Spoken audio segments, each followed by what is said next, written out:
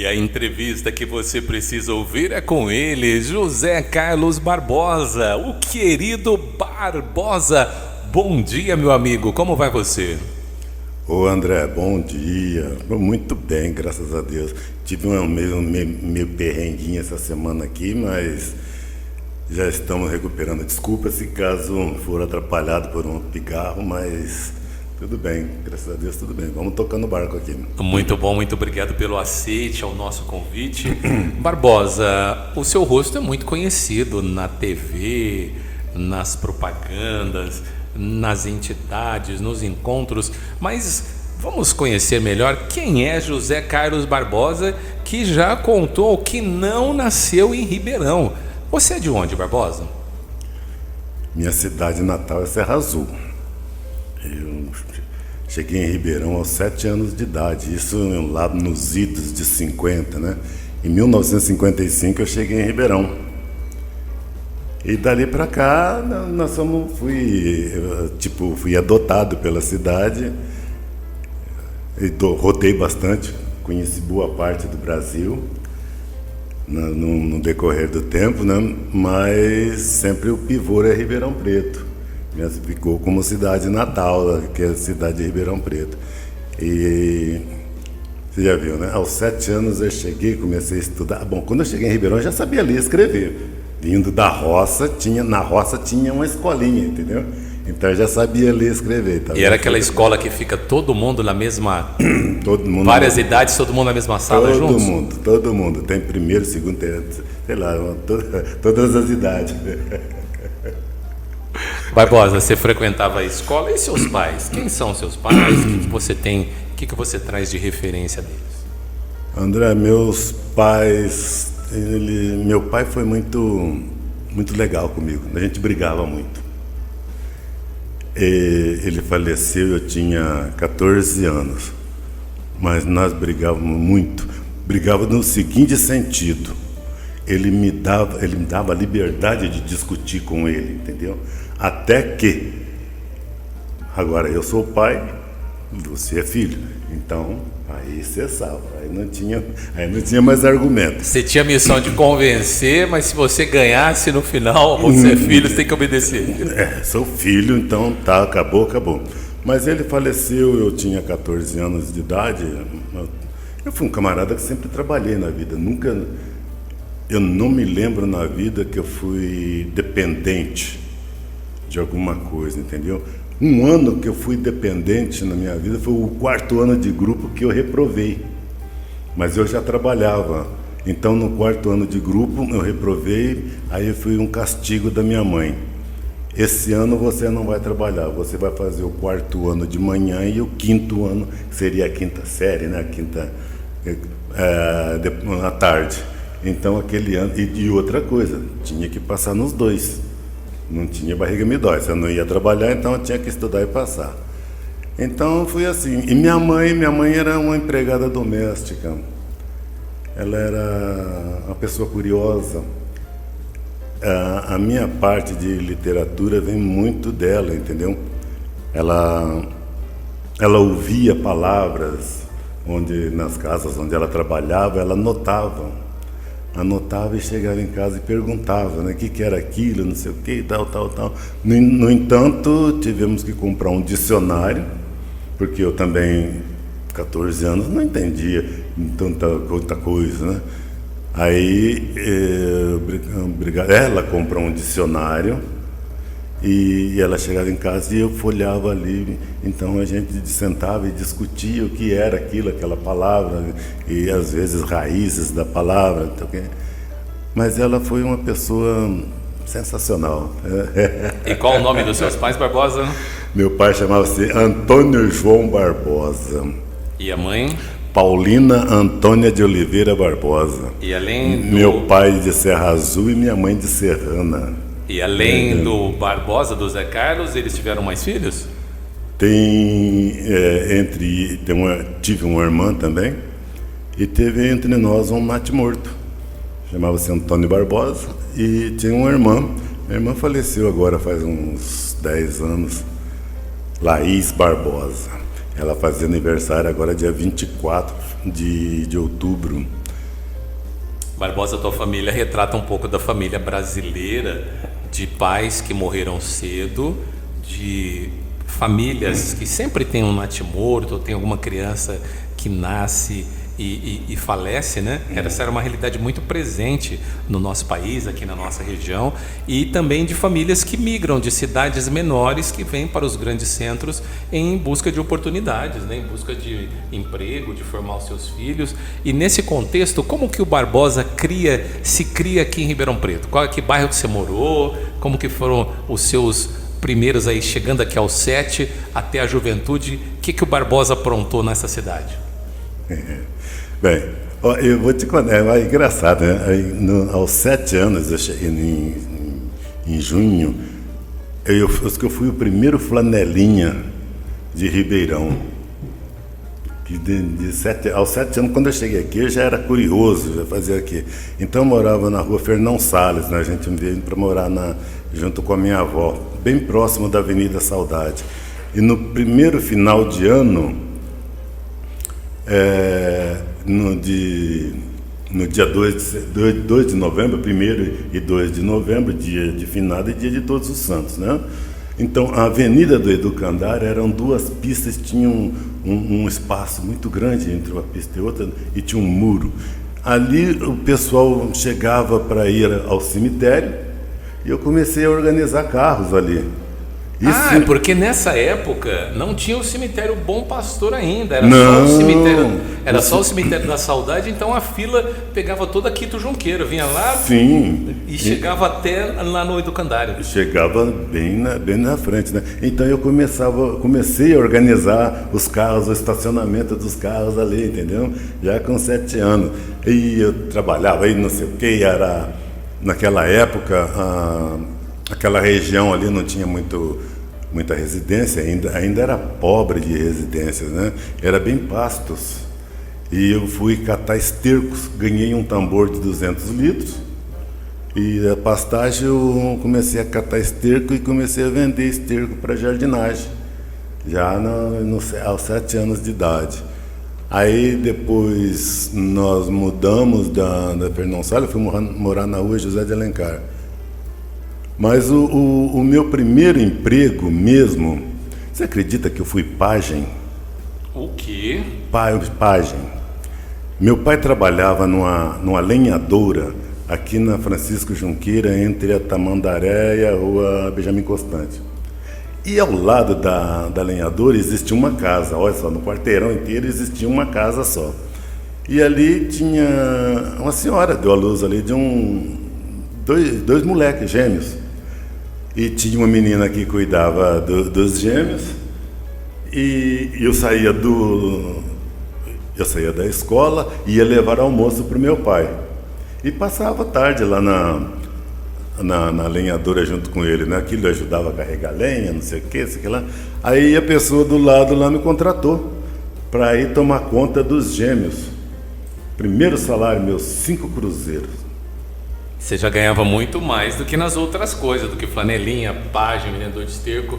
Aliás, flanelinha, vendedor de esterco, ajudando na madeireira, mas como pajem o salário era melhor. O salário era melhor. Não ajudava na madeireira, não ganhava nada. Eu era um simples que ia lá e passava a tarde lá com meu pai.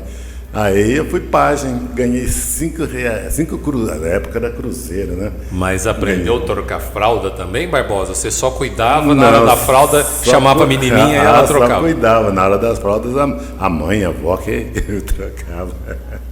E aquilo ali foi, rapaz. Aí eu trabalhei em posto de molas, oficina mecânica, isso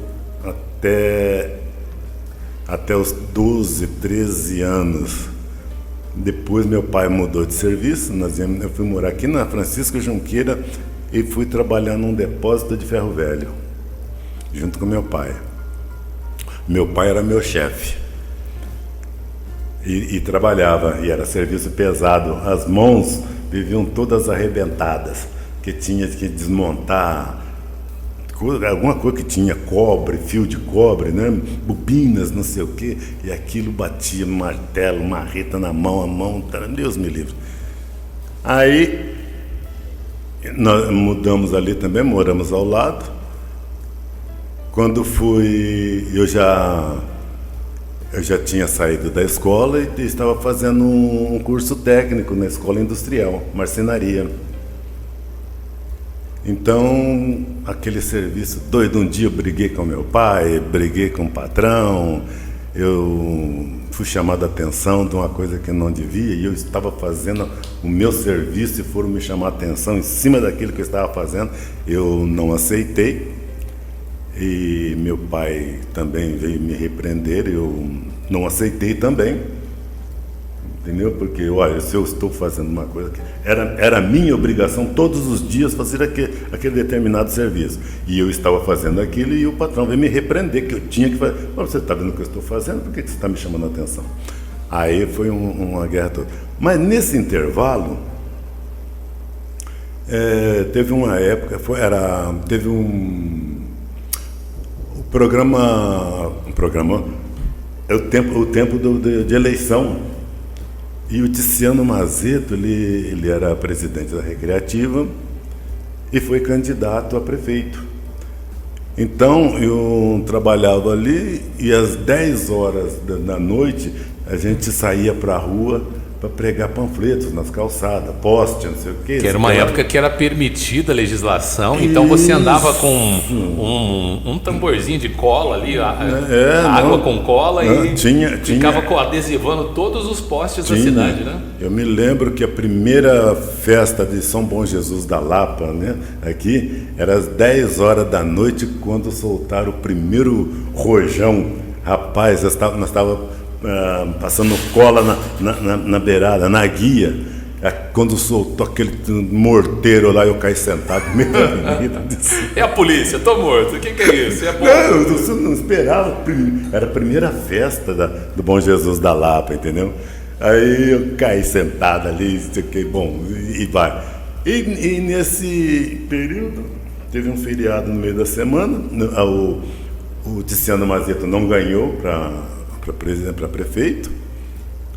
Aí eu continuei trabalhando no depósito Ferro Velho. Isso era 13 anos. Aí, quando fui um dia, um camarada que trabalhava comigo, que já trabalhava na Recreativa, ele me trouxe o recado. Era no feriado. Falou: olha, o Tiziano mandou falar, se você quiser trabalhar na segunda-feira, você pode começar lá, na Recreativa. Então aconteceu essa coisa, aquele entreveiro, né, entre eu, meu pai e o patrão. Chegou no sábado, eu pedi conta. Vou sair por cima ainda, vou sair daqui e vou para algo melhor. Não, eu ganhava 9 cruzeiros por mês. Então, aí chegou no sábado, eu pedi conta. Meu pai falou: você não pode pedir conta. Como é que você vai sair assim? O patrão falou: você não pode sair daqui. Naquela época eu já sabia dirigir, que eu que tomava conta, fazia parte financeira dele, ia para banco, não sei o quê, comprava ferro velho, não sei, e eu levava o dinheiro para pagar, então tá. Então ele sentiu que ia perder o braço direito dele, né? Aí ele chegou para mim e falou assim: olha, você não vai embora porque eu não vou te pagar. Mas ele me devia 3 meses de salário já. E naquela época eu aprendi a fumar. Mas eu não tinha dinheiro para comprar cigarro. E um dia eu me lembro que eu pedi um cigarro para uma pessoa lá, né, que trabalhava antes de um caminhão. Rapaz, meu pai ouviu: se você não sustenta vício, para que tem? Aí ele me emprestava dinheiro, mas chegava na hora que eu recebia, você foi tantas vezes ao cinema, você não sei o que, tal, então eu tinha que cumprir. Então, na verdade, ele ficava com o seu salário para recompor o que você gastou. Não, ele nunca pegou meu salário. Nunca pegou. Mas o dinheiro que ele me emprestava, eu tinha que devolver. Certinho. E meu salário praticamente ia tudo para minha mãe, entendeu? Eu nunca peguei. Naquela época, você vê, só tinha 3 conduções. Era bicicleta, lambreta e carro. Eu já tinha bicicleta. Porque eu trabalhava, quando eu morava na José de Alencar, eu trabalhava nas hortas hortaliças, então eu saía da escola, corria para lá e era colheita de verdura, não sei o que, isso que lá, chegava à tarde, eu arriava o animal, e principalmente no período na época de verão, né, eu entre 4h30, 5 horas depois da colheita, eu forrava um pano branco na carroça, eu saía vendendo verdura na vila. Até 6 horas da tarde, mais ou menos, enquanto eu tivesse sol, eu estava vendendo verdura. Então, naquela época, eu já tinha bicicleta. Eram poucas as pessoas que tinham. Porque eu dava dinheiro para minha mãe foi lá e comprou uma bicicleta. O que é isso? Então, já, aquela coisa. Mas aí chegou o impasse. Você tinha uma proposta de ir para a recreativa e o patrão não queria que você saísse. Sim. Aí, não vai. Eu falei, quem falou que não? Segunda-feira não venho mais. E ele falou, então eu não vou te pagar. Rapaz, eu já respondi, dei aquela resposta assim, se um dia seu filho ficar doente, um dos seus filhos ficar doente, você sabe que você vai gastar o meu dinheiro, tá? Praguejou, amaldiçoou o homem. Que isso, Barbosa? Mas foi naquela época e fui embora.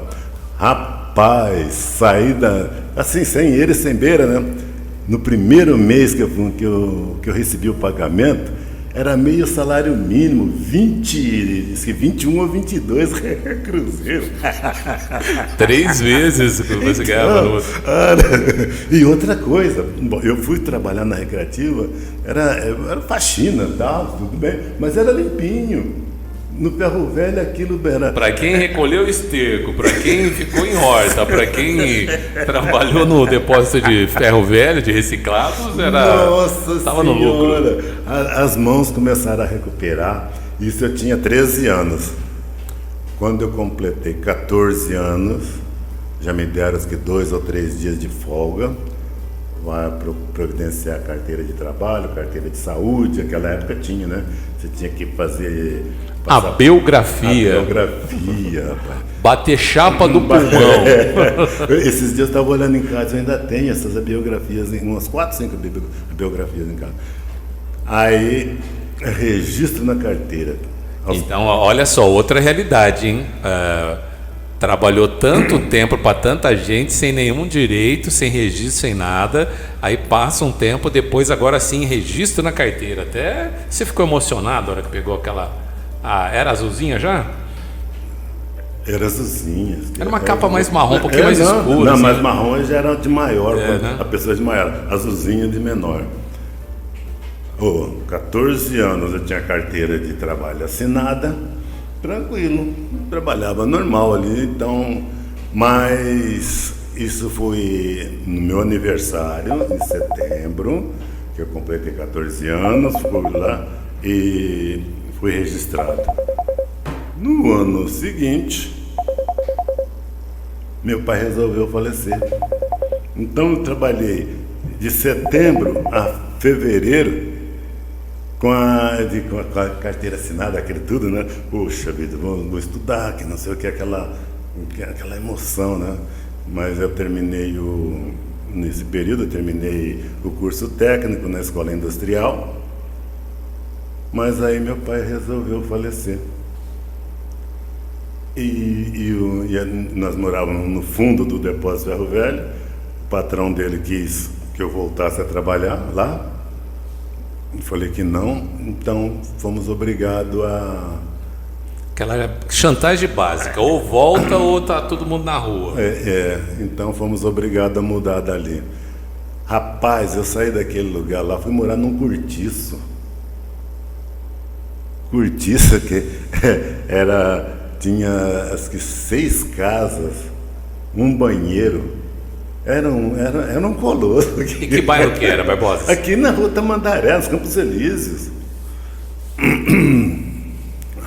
A nossa sorte que tinha um pessoal que morava ali e que éramos amigos de outros tempos, né? Na casa dele tinha chuveiro. Ele fez um cantinho lá, ele fez um banheirinho, fez chuveiro. Então, como uma amizade, ele falou, vem tomar banho aqui. Deixava a porta da cozinha aberta. Eu chegava, eu trabalhava na recreativa, à noite estudava Porque às vezes eles chegavam em casa, no período entre chegar em casa e voltar para a escola, não dava tempo. Então, ele chegava à noite e tomava banho. Aí eles deixavam a porta da cozinha aberta e ela tomava banho e voltava para casa. Mas a minha casa eram 3 cômodos.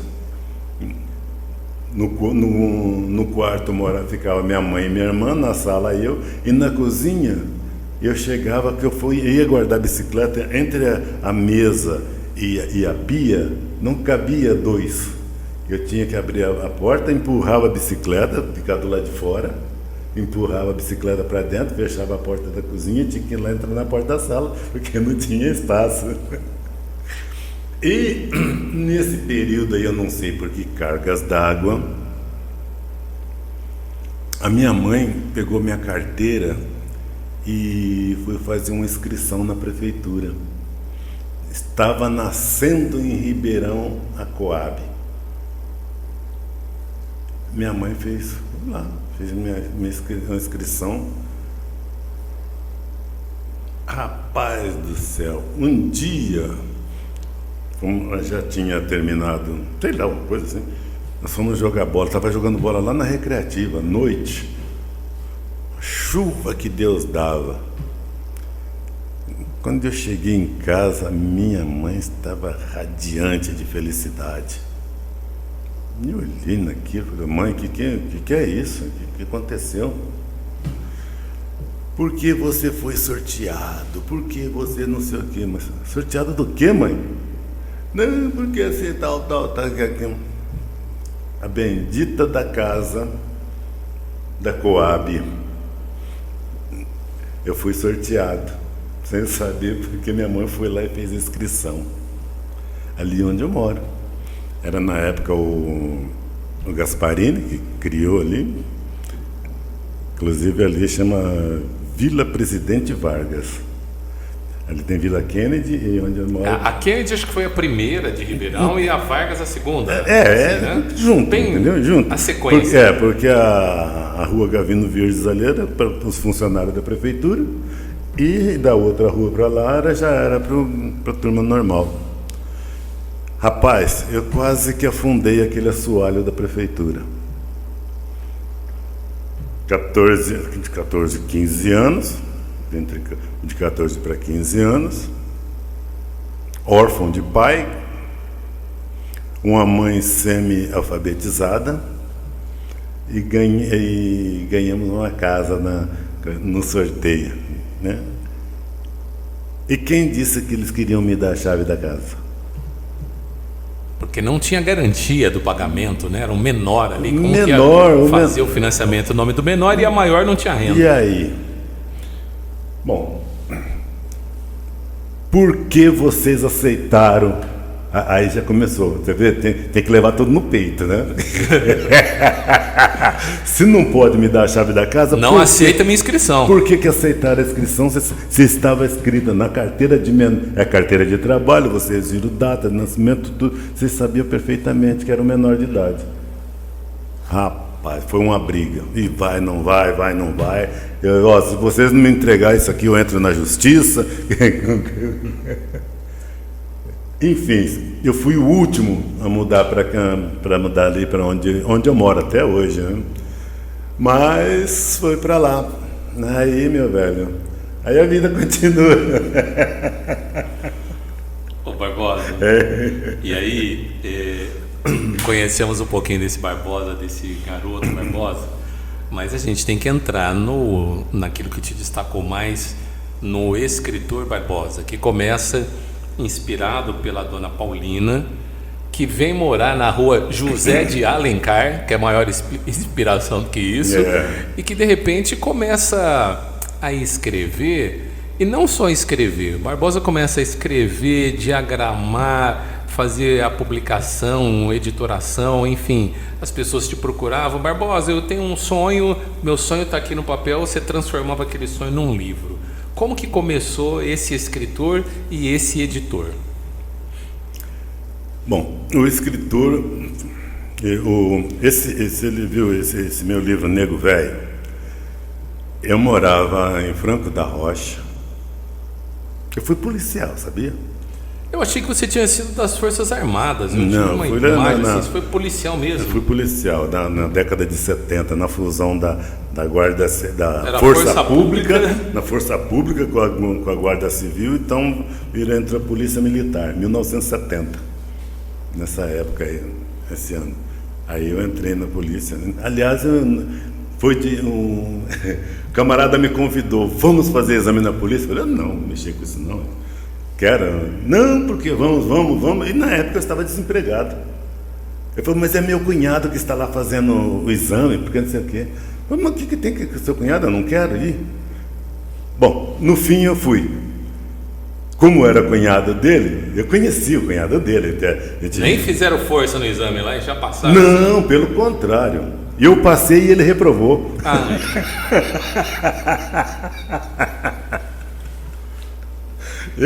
Eu fui para a escola de polícia e ele foi quase 2 meses depois, que eu não sei por que cagada d'água lá, que ele foi reprovado.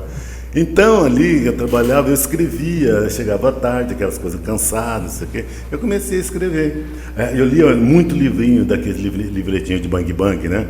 Livretinho Bang Bang, de guerra, não sei o quê, aquilo eu ficava fascinado. E comecei a escrever, até que um dia desmanchei um maço de cigarro, comecei a escrever, gostei daquilo, coloquei no bolso, porque eu escrevia, jogava fora.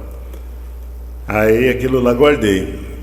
E veio todo esse tempo, no final dos anos 90, eu trabalhava aqui no Móveis Bom Jesus, e do lado de um boteco, tinha 2 camaradas lá que sabiam da vida de todo mundo.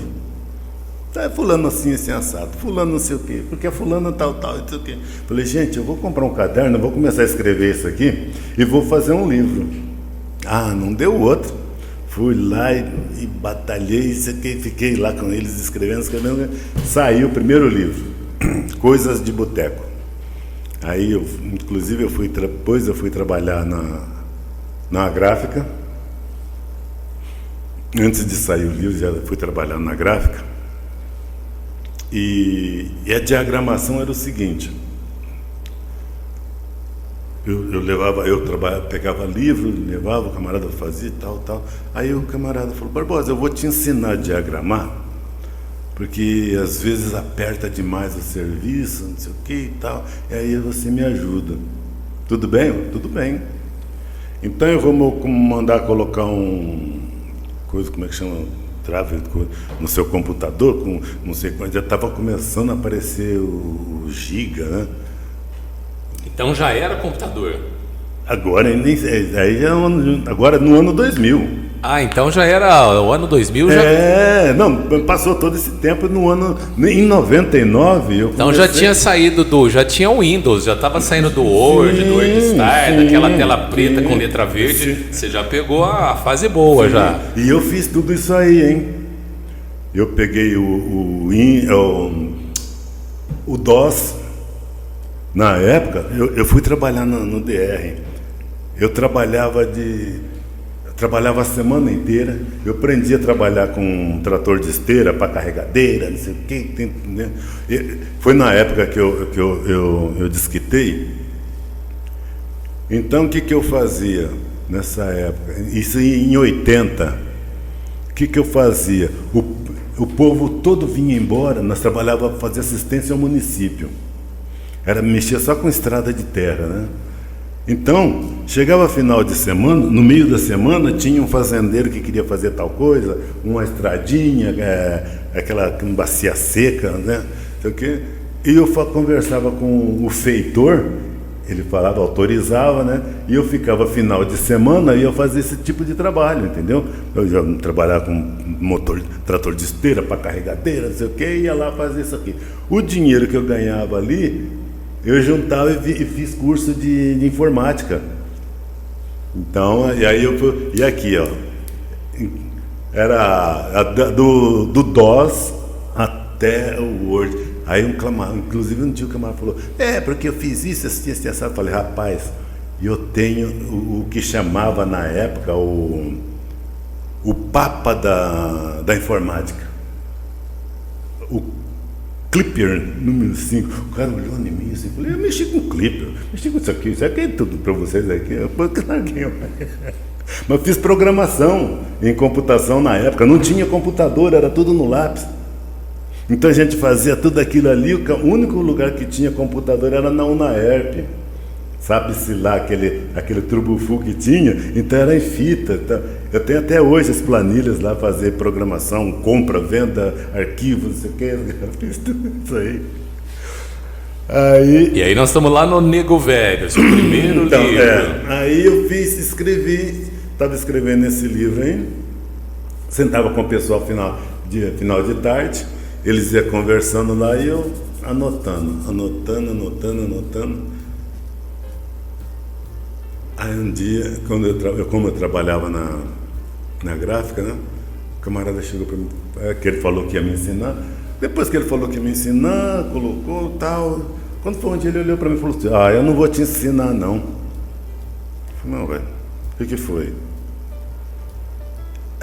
Se eu te ensinar, depois você vai trabalhar para os outros. Eu vou ficar aqui sem... Sabe por que eu vou te ensinar?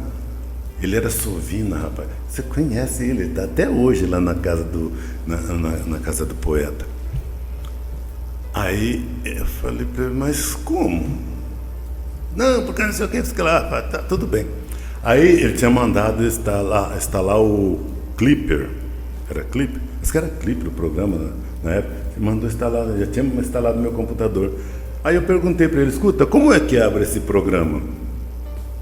Assim, assado. Tá bom. Passados uns dias, sabe o disquetinho, né? 3x4, 3x4, coisa assim.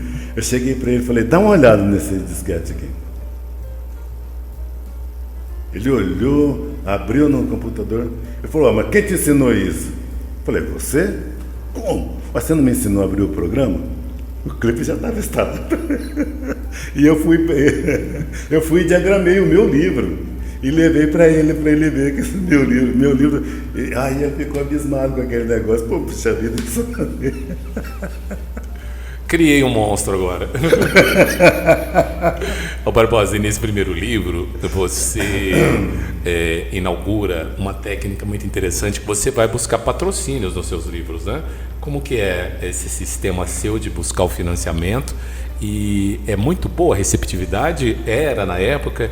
Como que as pessoas reagiam quando você falava, olha, eu vou divulgar a sua marca aqui no meu livro? Eu fazia o orçamento do livro, né? E fracionava a capa dele, né? Com apoio cultural. Tipo, o livro custava 1.000, toda vez que eu fiz livro só fiz de 1.000. Só o primeiro livro que eu fiz 500, porque eu não conhecia a coisa ainda, né? Então eu fiz 500, mas só fiz de 1.000 livros. Aí eu chego pro parceiro, a cota X, você me dá essa cota X, o seu livro vai, como se diz, eternizar, vai imortalizar. Então o seu livro vai ser imortalizado, porque você compra a revista, não sei o que, tudo joga fora. Livro não se joga fora.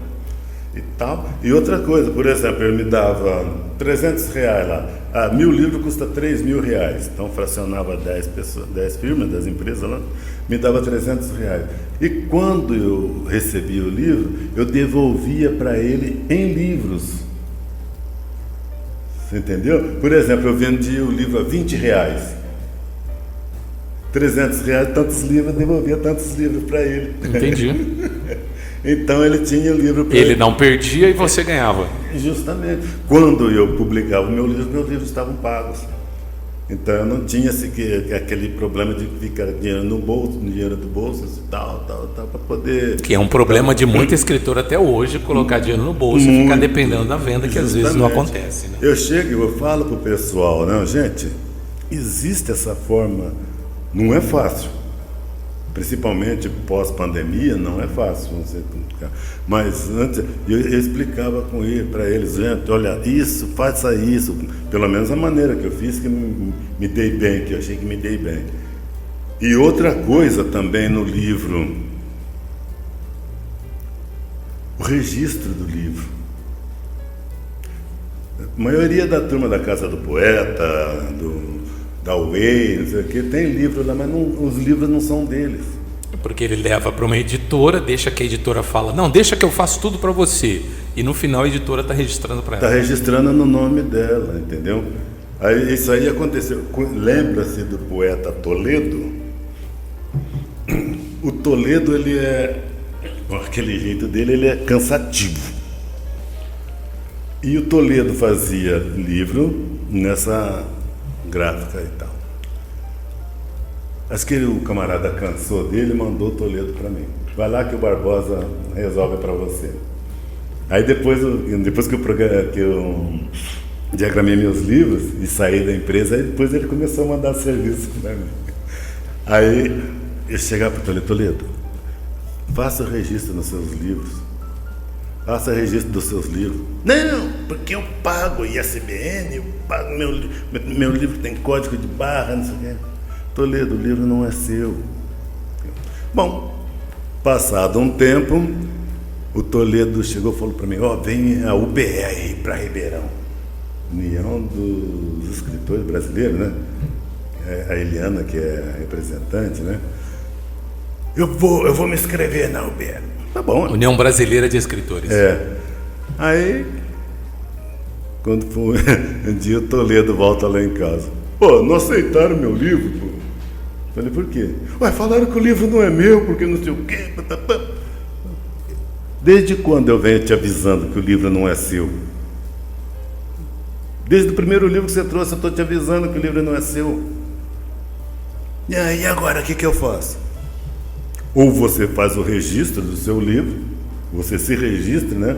Na época, na Biblioteca Nacional, ou você continua dando o seu livro para o outro. Bom, aí foi até que fez o registro dele, entendeu? Mas a pessoa não é registrada, não. Barbosa, vamos falar do ator Barbosa. Como que você ganhou as telas aí, participando em campanhas publicitárias? Você virou artista, Barbosa? O que é isso? Isso aí é um golpe da vida, né? Um golpe de sorte, no caso, né? Rapaz, o que foi? Eu tinha um amigo que ele era barbeiro lá no Jardim Independência.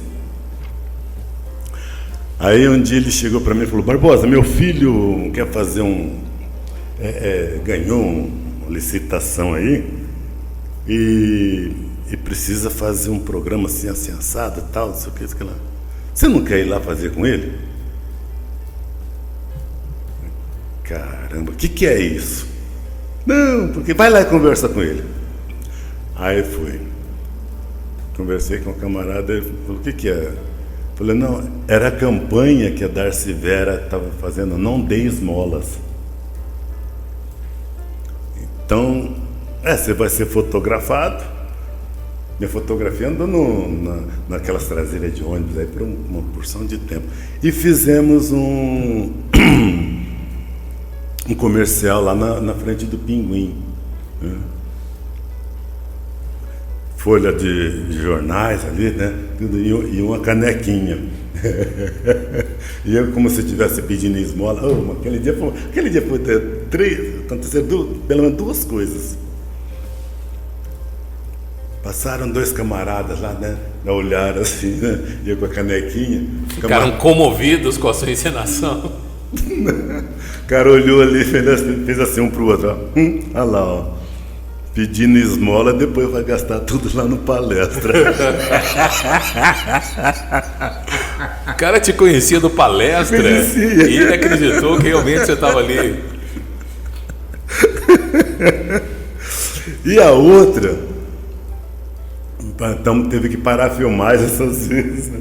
E a outra, que era uma prima de uma namorada, né, na época, a moça veio andando no calçadão, quando me viu cercado de jornal ali, não sei o que, da canequinha, essa mulher, assim, Barbosa do céu, ajoelhou para essa menina. Barbosa do céu, o que está acontecendo com você? O que aconteceu? Porque não sei o que, isso que lá.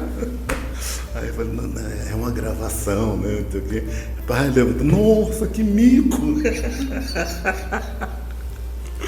E a partir daí eu passei a ser convidado para fazer propagandas e até hoje, de vez em quando, surge algumas... Barbosa, e essa tua propaganda é interessante porque quando eu estive na Câmara, eu fiz um projeto de lei da visibilidade da pessoa negra nas campanhas institucionais. E usei o seu exemplo, porque em Ribeirão Preto, quando a prefeitura fazia propagandas, nunca aparecia a pessoa negra. A primeira vez que apareceu era pedindo esmola, mas Fiapan, depois era Spam, Fiapan, depois AgriShow, ou venha para Ribeirão, conheça os shoppings da cidade. O negro nunca aparecia nas campanhas, então a partir do seu comercial eu fiz uma lei, um projeto que depois virou lei, falando que em toda a propaganda da prefeitura tem que ter uma proporção de atores negros. Olha só como o nosso destino já se encontrava ali, né? Mas o Barbosa, eu também tenho a tua participação antológica no espetáculo da Folia de Reis, onde você é o Baltazar. Qual que você é? Era um dos reis magos, né? O Baltazar. Tinha uma vizinha que trabalhava na prefeitura, Secretaria da Cultura. E um dia ela passou por mim e falou: olha, nós estamos precisando de uma pessoa assim, assim, assim, assado. Você não quer ir lá participar? Eu falei, mas o que é isso? Não, é o presépio vivo. Começava lá na catedral. Foi lá na catedral, tinha um palco na escada lá da catedral. Aí eu fui lá para conhecer. Rapaz, aquela paramentada, não sei o que, isso aqui eu olhei aqui. Primeiro dia foi complicado. Mas aí diz que todo menino é um rei, né? Você teve o seu momento real. Teve o meu momento. E foi. Acabei participando daquele movimento 18 anos. Inclusive a Folia de Reis, ali naquela praça, foram nós que inauguramos, entendeu? Porque próximo à praça lá tem a igreja de Santos Reis, né? Quando a igreja estava sendo construída, no dia de Santos Reis, nós íamos lá fazer a parte da missa e depois vinha em cortejo até a praça. Todo aquele bloco da turma do presépio vivo, os reis magos, não sei o que, menino Jesus, tal, e fazia aquele desfile lá e trocava. Aí depois de algum tempo que começaram a colocar começaram a colocar as embaixadas lá, as cantigas lá das Folias de Reis. Mas fomos nós que inauguramos aquilo lá. Muito antes do pessoal pensar em ter aquilo lá, nós fazíamos aquilo. Eu tinha o Osmani, e o Osmani era um cara chato. Que figura, hein? Ele é chato, no sentido que ele quer as coisas deles tinham que, se não fosse a perfeição, perfeita, né? Se não fosse perfeita, tinha que estar próximo da perfeição. E ele se esmerava para fazer aquilo, né? Ele fazia com tanto amor, com tanto não sei o que lá. Falei, nossa senhora, aquilo é... E um dia eu saí do grupo porque eu briguei com ele. Mas também junta um homem que é tudo certinho e você que não aceita, que questiona, saía faísca, o que era? Não, o negócio foi o seguinte, não existia o grupo do presépio vivo e o coral. Ele organizava os dois. Então, o coral, eles arrumavam a apresentação com a apresentação dos Reis Magos. E eles ganhavam muito. Eles tinham cachê. Mas era falava que era metade deles e metade do coisa. É nada, eles nunca deram dinheiro para nada. Não, aliás, a gente nem sabia. Quando foi um dia eu descobri. O Rei Mago já tem dinheiro, não precisa dar para ele. Aí um dia eu descobri, falei, tá acontecendo isso. Eles ganharam, tipo, num lugar aí, fizemos a apresentação, deram um cachê lá de R$ 4.000. E os nossos dois, cadê? Aí um dia eu fui lá, eu quero uma reunião com todo mundo aqui. Então, vocês fazem isso. Cadê o dinheiro que era do presépio? O Osmani fica reclamando aqui que precisa de dinheiro para comprar tecido, não sei o quê, e comprar isso aqui. E o dinheiro vocês ganham e não reparte. Falei, e outra coisa, viu, Osmani? Se depender de mim, não vai ter. Eu não vou mais fazer a apresentação junto com o coral. Aí, rapaz, deram dinheiro. Eu lembro que a primeira vez deram R$ 2.000. Os que tinham 4.000, sei lá, deram dinheiro pro Osmani.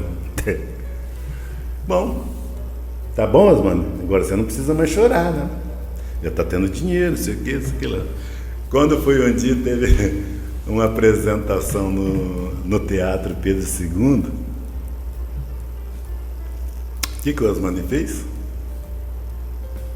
Pagou um camarada para filmar o presépio e disse que ia fazer CD, DVD, não sei o que, e vender. Até ontem ninguém viu nem CD. Pronto, aí foi o motivo da briga. Pô, a gente arruma dinheiro pra você gasta dinheiro e não, cadê o retorno? Ô Barbosa, falando em filmar, agora você é o homem do YouTube. Você virou youtuber e faz um trabalho muito legal, que é um trabalho de resgate dos negros e negras famosos e anônimos. Vamos falar sobre isso, Barbosa? Vamos. Ô André, eu queria fazer alguma coisa na época, né, na internet, e não sabia como. Aí o camarada falou para mim, faz isso, assim, assado. Eu tinha uma maquininha de fotografia e ela gravava também. Gravava vídeos, fazia vídeo com ela. Era tipo aquela Sony pequenininha. Pequenininha, assim, Aí, eu conversando com o camarada, ele falou, faz isso, assim, grava alguma coisa e tal. Gravar alguma coisa. O que eu vou fazer para gravar? Uma época, lembra ele fazia o programa na 79, o Curió. O Curió me convidou. O Curió tinha um espaço, criou um espaço pro camarada lá o marido da mãe Neide lá. Paulo Dormilá. Ele criou um espaço para o Paulo, que o Paulo pediu para ele, né? Na época, na 79, que era o Coque aqui. E para o Paulo falar da raça negra. E vai aqui, vai de lá, e o Paulo não apareceu. Aí um dia eu estava por lá, o Curió chegou para mim e falou, Barbosa, eu tenho um espaço assim, assado. Você não quer usar ele? Aí eu falei, bom, eu vou usar, mas da minha forma. Aí ele falou, não, você fica à vontade. Aí o que eu fiz? Eu comecei a procurar lá as biografias, né? E eu falei, vamos fazer por ordem alfabética. Biografia, aí vem, você pega da escravatura, né? E vem uma coisa tal. Aí eu comecei a fazer esse programa na 79. Toda segunda-feira eu ia lá e falava de um personagem negro. E fui falando tal. Aí acabou o programa do Curió. E eu queria fazer alguma coisa na internet. Conversando com essa pessoa, ele me falou, você tem que gravar, tem que fazer isso e tal. Aí me veio na ideia. Eu tenho aquelas biografias, eu vou começar por ali. Aí comecei, Qualtune, tal, Zumbi, tal. E comecei a gravar. Qual o nome? Desconhecidos e famosos afros brasileiros. E aí, aquilo deu gosto. Comecei a pesquisar todos os negros brasileiros que cresceram, que apresentaram dentro, no espaço da escravatura, né? De 1500 a 1888. Então ali eu venho trazendo... E alguns vídeos têm milhares e milhares de visualizações, né, Barbosa? Não tem, eu não sei o que tem lá que não... Alguns pouquíssimos, mas alguns já tem milhares. Tem, assim, aí sim. Eu até hoje eu não consegui monetizar meu programa lá, tá lá parado. Não bateu as metas do YouTube. O YouTube tem algumas regras, tem algumas regras, quantidade de pessoas, de inscritos no canal, visualização no período de um ano. Tem umas regrinhas ali, então, né? Tem umas regras, então não... Aliás, quem quiser ajudar, você que é especialista em internet, quer em redes sociais, quer ajudar o Barbosa a monetizar, olha, o material é fantástico, hein? Tá faltando o seu empurrãozinho aí. Ô Barbosa, vamos falar agora da sua presidência na Ordem dos Jornalistas da Região Metropolitana de Ribeirão Preto, uma entidade que é tradicional, que muita gente não conhecia e que ganha um novo vigor, uma nova visibilidade, uma nova atuação na sua presidência. Vixe, André, essa é outro... Quando tinha um camarada aí, que é um médico, João, ele nem gosta mais de falar o nome dele, João Milton Forte Furtado. O João fazia parte da ordem. E um dia nós estávamos na casa do poeta, né? Sei lá, eu conheci o Fabelino, por acaso, e estava ali. E eu conheci o João das noitadas, né? Dos bailes, não sei o quê. Se eu não me engano, não sei se foi o João que me convidou para a casa do poeta, coisa assim.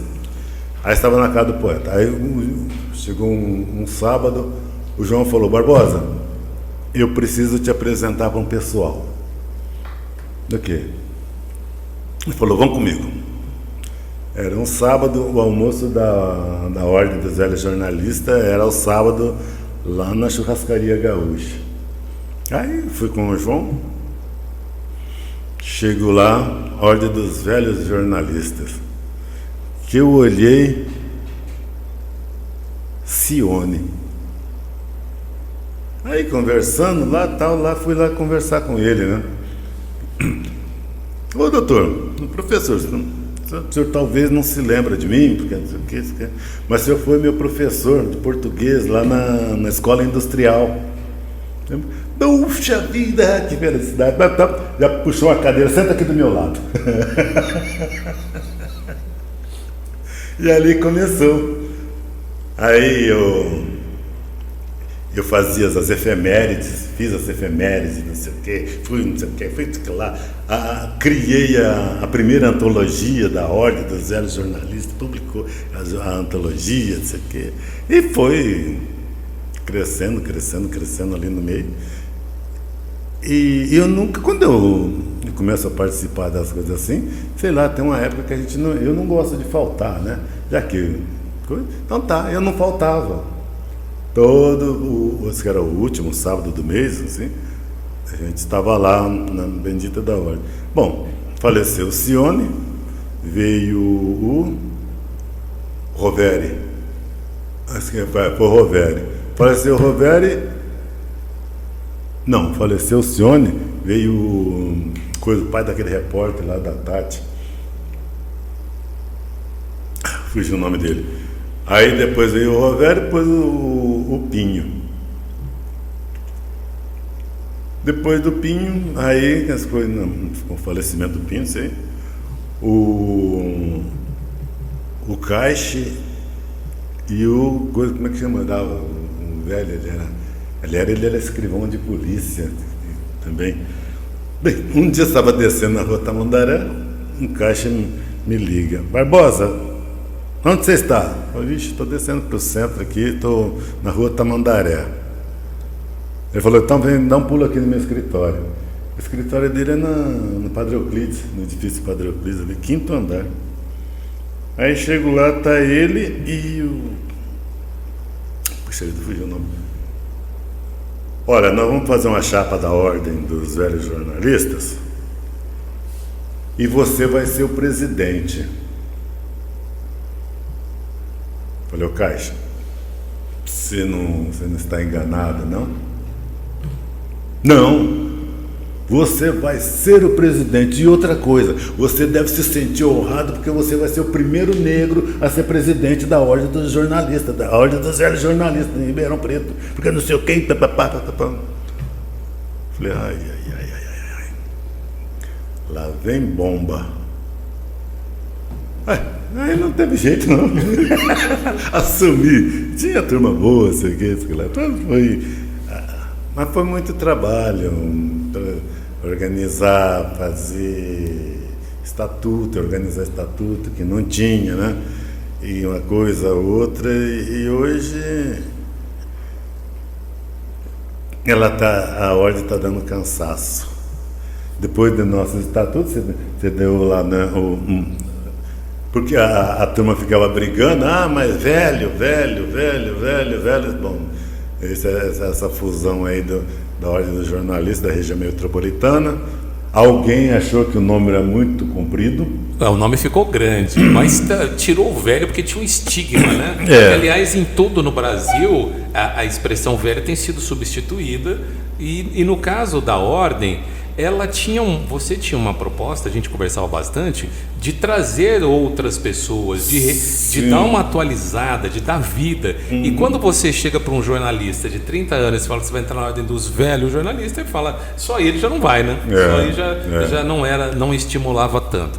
Ô Barbosa, você é José Carlos e nosso técnico é José Carlos também, ele está ansioso ali, porque parece ter uma mensagem que chegou no WhatsApp. Ô José, lê a mensagem aí pra gente, por favor.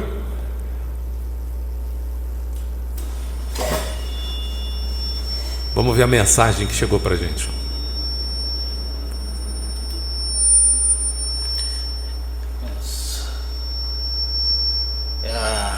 A Nelly falou, eu não aguento sem comentar. Nós não estamos ouvindo aqui no retorno, viu, José? Que eu achei que ela tá dando...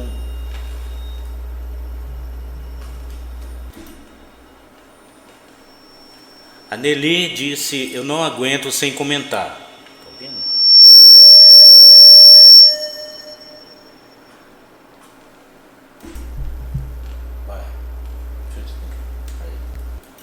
A Nelly, tá ouvindo? Ela disse, não aguento sem comentar, Barbosa, um menino herói que enfrentou adversidades e nunca desistiu. Eu conheci na editora Leg Suma, que editou meu Velha Eu. Por sinal, eu era completamente analfabeta digital. Paguei uma pessoa da USP que digitou, eu corrigi no papel e a moça não corrigiu no disquete. E quando recebi o livro, quase desmaiei, porque saíram os erros. Não foi culpa do Barbosa. Ele deve se lembrar. Barbosa é um exemplo de trabalho e autoconfiança e autodeterminação. E hoje é uma pessoa respeitada e reconhecida. Creio que falará sobre sua trajetória cultural. A Nelly falando de você, da parceria e carinho por você. Ela tinha o livro Velha Eu. Então, na época que eu trabalhava lá, ela fez, me lembro perfeitamente, inclusive a antologia da Ordem também deu muito trabalho, entendeu? Porque fazia as revisões e chegava lá, eles faziam a revisão de um lado, eu não sei que rolo que fazia, mas não corrigiam o original. E voltava, nossa senhora, Rosa Cossenza. Rosa é de Brito Cossenza, aliás. Então, ela fazia a correção da antologia. E chegava lá, quando voltava praticamente com os mesmos erros. Mas naquela época eu só trabalhava na coisa, eu não mexia com isso, né? E a Nelly foi uma infelicidade dela de que ela fez e aconteceu esse bendito desses erros, mas eu só trabalhava. E ela fez questão de registrar que a culpa não foi sua. Mas Barbosa, você tem muitos amigos, muitas pessoas que poderiam falar sobre você, mas eu separei só um depoimento para falar sobre você, e eu quero, pode baixar aqui aumenta o retorno, baixa o microfone, porque eu quero que o Barbosa preste atenção nesse depoimento que chegou. Ao longo da vida, a gente descobre que existem dois tipos de presenças que nunca se apegam de nossa memória: o amigo e o irmão. O amigo é companhia para o riso fácil, para a mesa de bar, para as conversas que aliviam o peso dos dias. É quem caminha ao nosso lado nos instantes comuns, mas que, no fundo, fazem toda a diferença. Mas o irmão não, o irmão é outra coisa. O irmão é aquele que a vida nos apresenta como um presente raro.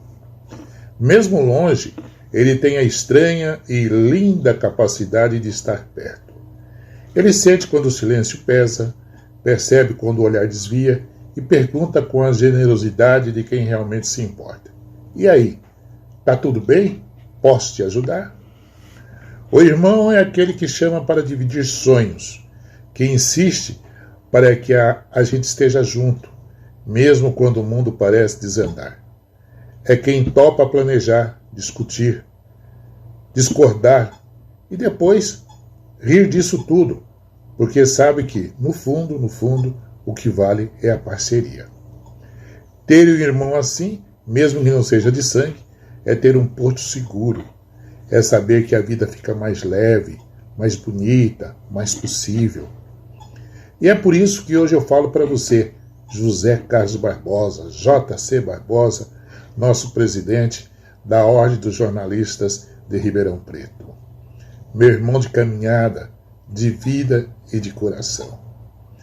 A nossa alegria é profunda por estarmos juntos celebrando mais uma flor que você colhe nesse jardim tão bonito que vem cultivando ao longo dos anos. Que essa flor seja apenas mais um sinal de que tudo que você ainda vai florescer. E que a gente siga sempre assim, unidos, conectados, certos de que a vida fica muito melhor quando a gente tem um irmão para chamar de nosso. Você é nosso irmão, você é meu irmão. Parabéns, Zé Carlos. Parabéns, JC Barbosa, nosso presidente. E aí, Barbosa? É o Barbosa, é José Roberto Barbosa. Mais conhecido como Barbosa Júnior nos meios. Barbosa Júnior, puxa vida. O Barbosa tinha um programa de rádio também, junto com tinha um camarada que sumiu, inclusive ele perguntou agora, era lá na TV, na Rádio 79. E aos domingos eu participava do programa deles, era uma barato. E aos sábados ele trabalhou no meu programa também, no Fórum do Trabalhador, quando estava na 79. Barbosa foi nosso repórter na TV, no rádio, um grande profissional. E que depoimento é esse, hein, Barbosa? O que é isso? Você vê que as pessoas, às vezes você olha, convive com as pessoas, você praticamente não as conhece, né? E numa hora dessa que você vê que, sei lá, o valor que tem, o que ele tem ou que a gente teve para ele, alguma coisa nesse sentido, né? É muito bom. Obrigado, Barbosa, se ele estiver ouvindo isso aí nesse seu programa hoje. E, meu velho, qualquer coisa que precisar da gente, se tiver ao nosso alcance, dá um grito aí, que hoje ele está morando em Jundiaí. Ô Barbosa, e aí lá se foi quase uma hora contando um pouquinho do Barbosa. Uma trajetória tão grande, tão expressiva, merece uma sequência. Você já está convidado a voltar aqui para a gente falar mais histórias, para falar mais sobre a sua profissão. Mas eu preciso encerrar aqui a nossa participação sem antes abrir os microfones da Rádio Nova Ribeirão nesse programa em homenagem à consciência negra, para que você deixe a sua mensagem. Barbosa, o microfone está aberto agora para todos os seus amigos que estão nos ouvindo, para os seus familiares, para os seus fãs, enfim, a palavra do presidente. Você falar em Semana da Consciência Negra, um dia eu fui convidado na 79, era o dia 20 de novembro. Aí chegou lá, né? Hoje nós vamos falar da consciência negra, não sei o quê. E chegou o Barbosa aqui que nós vamos falar com ele. Hoje nós vamos falar do escravo zumbi. Eu falei, então acabou-se a entrevista. O camarada olhou para mim, assustou, falou, no ar. Eu falei, então não precisa nem começar a entrevista, já acabou. Grande radialista, hein? Mas por que acabou, meu irmão? Falei, onde você ouviu dizer que zumbi foi escravo? Ih, rapaz, aquele deu uma polêmica. Então é mais ou menos por aí, gente. Uns são, outros foram, e nós estamos aqui seguindo nossa vida, né? Foi um prazer, mais uma vez, estar falando com você. Obrigado pelo convite. E estarei por aí sempre que precisar, alguma hora que achar que devo ser convidado para um bate-papo, para uma prosa, e pelas andanças do mundo aí que a gente teve.